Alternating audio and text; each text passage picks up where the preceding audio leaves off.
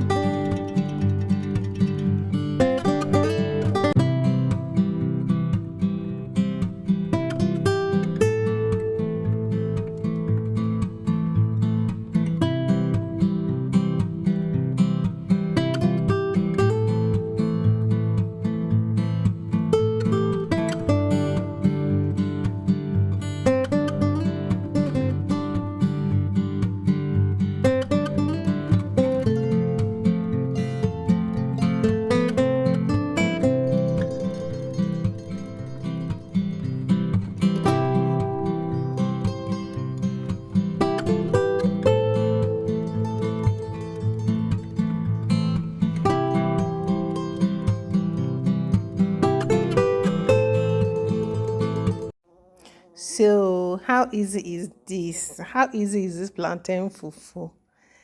It's so easy. Like before you know it, your plantain fufu is ready. You don't have to go through the stress of blending your plantain. You don't have to go through the stress of peeling the coat of the plantain. You don't have to go to the stress of turning your plantain on the stove to cook it down. This is just simple. Do well to try this recipe and tell me how it turned out, okay?